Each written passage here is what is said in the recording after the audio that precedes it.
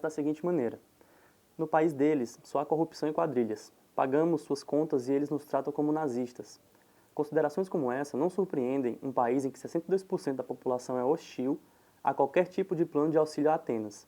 Desde a eclosão da crise grega, no fim de 2009, a imagem clichê de uma Europa preguiçosa que, entre aspas, mama nas tetas germânicas, propagou-se em todos os setores da sociedade, das elites dirigentes aos balcões de jornais, com manchetes suculentas como defraudadores do Peloponeso, Euro Moussaka e aposentadoria de luxo dos gregos. O jornal Bild Zeitung, do grupo Axel Spring, forneceu aos leitores, estimados em 10 milhões de pessoas, ou seja, quase um alemão a cada 5 com idade para ler, uma interpretação cômoda da crise, à base de clichês que não contrariam muito os interesses dos bancos e de milhares de empresas.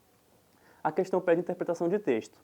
A alternativa A é a seguinte: diz que a imprensa se posiciona de forma imparcial em meio à apresentação da crise grega, tentando de forma diplomática apaziguar as seções dos países da zona do euro, o que não ocorre, porque a imprensa atua muito de forma parcial, como é possível interpretar de acordo com o texto.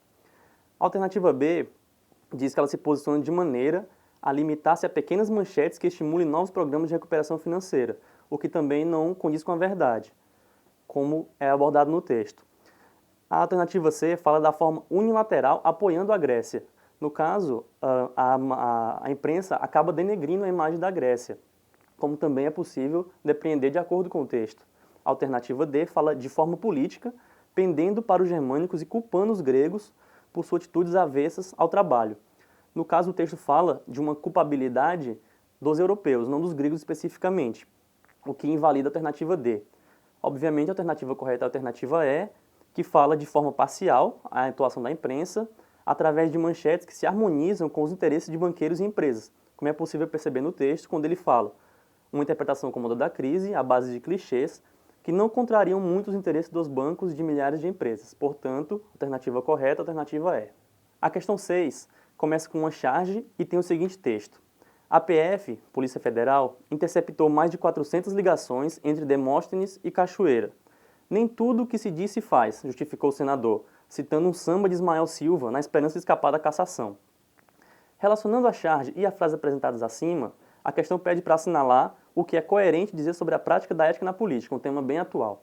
A alternativa A fala o seguinte: há um distanciamento entre o homem público e os interesses privados, o que não se configura como verdade, já que essa questão do público e do privado é muito intrínseco um ao outro, principalmente no Brasil. A alternativa B fala em sinergia entre o homem público e os interesses democráticos, o que efetivamente também não ocorre como verdade, já que o homem público, apesar de ter uma certa relação com os interesses democráticos, ele acaba pendendo para um lado mais antidemocrático. A alternativa D fala de uma harmonia entre o homem cordial e o exercício ético na política, o que também é meio dúbio, assim como a alternativa E, que fala em uma diferença entre o saber teórico e o exercício da moral, o que invalida a alternativa C, que fala de um desacordo entre os valores éticos e o exercício político democrático, o que a gente podemos observar no cenário atual político brasileiro, não só brasileiro, mas como mundial, mas no brasileiro muito mais forte. Portanto, a alternativa correta é a alternativa C. A questão 10 começa com a imagem do jornal da Folha de São Paulo de junho de 64. A manchete é a seguinte: Castelo Branco caça 37 políticos e pode ampliar a lista ainda hoje. A questão pede o seguinte: o fragmento do jornal trata de um período da nossa história no qual observamos, obviamente, falando de Castelo Branco, o período da ditadura. A alternativa A é a seguinte: a ampliação das garantias e liberdades individuais, que efetivamente não ocorreu no período da ditadura. A alternativa B fala no desenvolvimento do Estado Democrático de Direito, o que também efetivamente foi exatamente o contrário, houve um recrudescimento desse Estado Democrático de Direito. A alternativa C fala na proteção da sociedade contra políticos subversivos, o que também não configura-se como verdade, haja visto naquele período os políticos subversivos não eram só os que eram caçados, haviam também a cassação, não a cassação, mas a perseguição a músicos, a qualquer um que fosse contra o regime. A alternativa E fala no fortalecimento das práticas parlamentares, o que, de acordo com a imagem e com os conhecimentos que temos daquele período, configura-se ao contrário, não havia um fortalecimento das práticas parlamentares, e sim um enfraquecimento dessas práticas. Portanto, a alternativa correta, a alternativa D, que fala da restrição dos direitos civis e políticos. Portanto, alternativa correta, alternativa D. A questão 11 fala da seguinte maneira.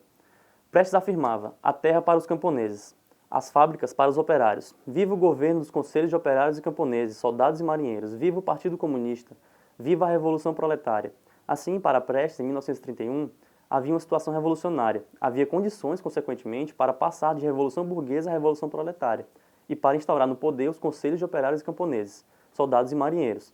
Na realidade, não havia condições para isso. Isso, um trecho do livro do Nelson Werneck Sodré.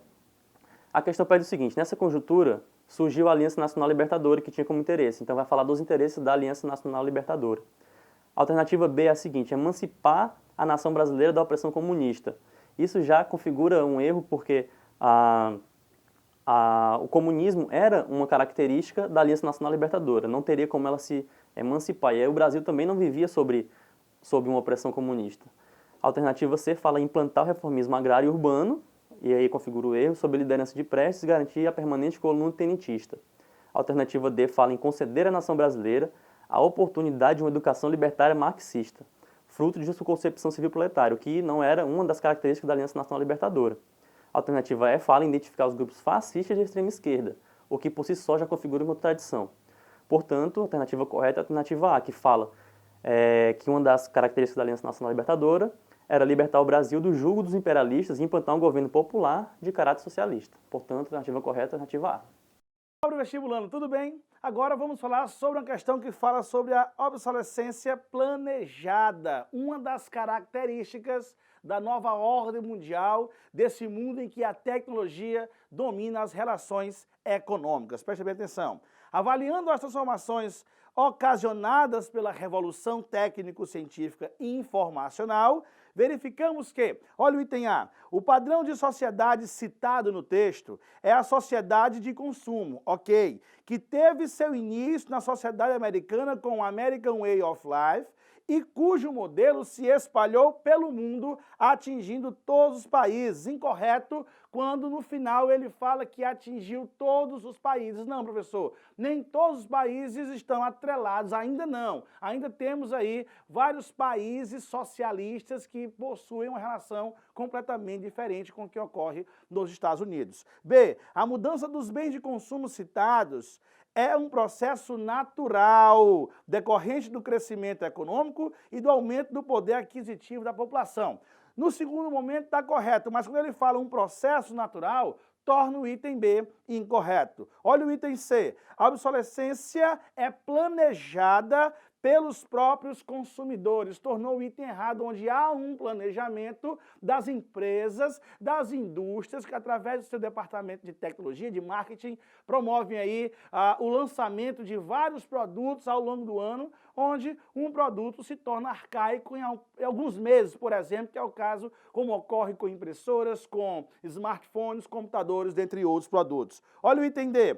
A obsolescência de que fala o texto é o resultado de um modelo de consumo e de crescimento irracional que leva à não sustentabilidade ambiental. Uma coisa é você falar de consumo, outra é consumismo, o que leva a esse processo. Professor, já sei que é o item D, mas por que o item E está incorreto? Olha só, o desenvolvimento tecnológico foi prejudicial à qualidade de vida, desencadeando profundos desequilíbrios sociais e ambientais. Não necessariamente, né, pessoal? O desenvolvimento tecnológico, ele vai trazer pontos positivos, ele vai, por um lado, melhorar sim a qualidade de vida quando aplicamos esse desenvolvimento, por exemplo, à indústria farmacêutica, com a indústria, com a questão da medicina. Então eu não posso generalizar que esse desenvolvimento foi prejudicial, tá bom? Então essa questão, vamos marcar o item D. Essa questão, excelente, fala sobre energia, trazendo dois textos muito importantes. Vejam só, o trecho 1, ele fala que a população mundial irá crescer nos próximos anos, assim como as economias de todo o planeta. Como consequência, crescerão também as demandas por energia. Em tempos de aquecimento global, grandes potências e países emergentes, inclusive o Brasil, vislumbram a possibilidade de novos investimentos em energia nuclear, que não emite gases do efeito estufa, energia nuclear. Já o texto 2 vai trazer aí um acidente radiológico de Fukushima, no Japão, assustou o mundo. A ideia de associar energia nuclear à morte e a riscos para a saúde ganhou peso e aumentou a preocupação de ambientalistas. A reviravolta na política nuclear global chegou a fazer com que alguns países se comprometessem a interromper o uso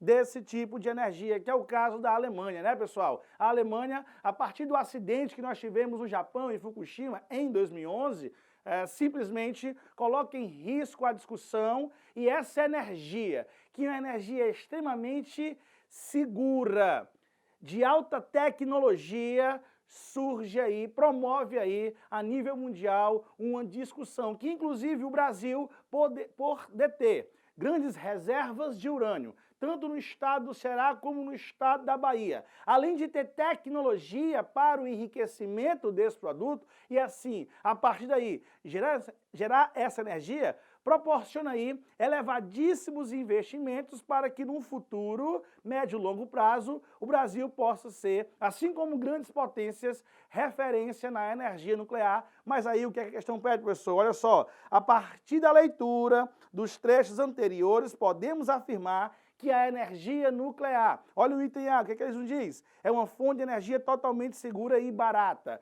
Barata não é. Esse totalmente segura, ela gera uma discussão, mas quando ele afirma totalmente, torna o item A também novamente incorreto. Olha o item B, é limpa, beleza, pois não emite na atmosfera gases de efeito estufa. Correto, pessoal, que é uma das grandes dúvidas dos alunos em sala. Professor, a energia nuclear, ela é limpa? É, e o que é energia limpa? É a energia que, ao ser gerada, não emite gases do efeito estufa. No caso da energia nuclear, quando ela é gerada, ela não vai emitir esses gases. O grande problema é o pós-geração. São os resíduos deixados, resíduos radioativos deixados, tornando-se, aí sim, um grande problema ambiental. Beleza?